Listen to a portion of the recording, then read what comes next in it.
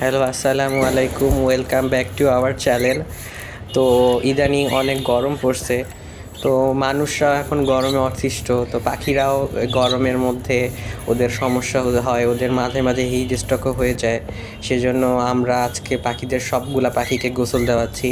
আমরা এখানে নিম পাতার পানি দিয়ে গোসল দেওয়াচ্ছি। নিম পাতাগুলা গাছ থেকে নিয়ে ওটা পানিটা সেদ্ধ করে ঠান্ডা হওয়ার পরে ওইটা আমরা সবগুলা পাখিকে স্প্রে করে দিচ্ছি।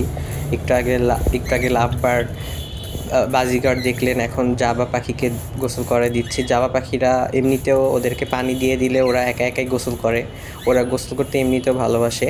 কিন্তু আমরা আজকে নিম পাতার পানি দিয়ে গোসল করাই দিচ্ছি যেন ওদের শরীরে পোকামাকড় না থাকে। এখানে ককাটেল পাখিগুলাকেও গোসল করাচ্ছি। তো ককাটেল পাখিগুলো ফার্স্টে ভয় পাচ্ছিল গোসল করতে, ওদেরকে কখনো এভাবে স্প্রে করে গোসল করানো হয়নি, তো এই জন্য ওরা ফার্স্টে ভয় পাচ্ছিল গোসল করতে। এখানে বাজিগার যে রেড আই পাখিটা ছিল ওইটাকে একদম গোসল করায় ভিজায় ফেলছি, তো এই জন্য ওকে অবস্থা দেখতে একটু পরে শুকায় যাবে। এই যে এখন দেখতে পাচ্ছেন ককাটেল পাখিরা ফার্স্টে ভয় পাচ্ছিল, কিন্তু এখন ওরা গোসল করতে মজা পাইছে বলে পাখা উঁচু করে দিচ্ছে যেন ওদের শরীরে ভালো মতো পানিগুলা লাগে। ওরা গোসলটা এনজয় করতেছে।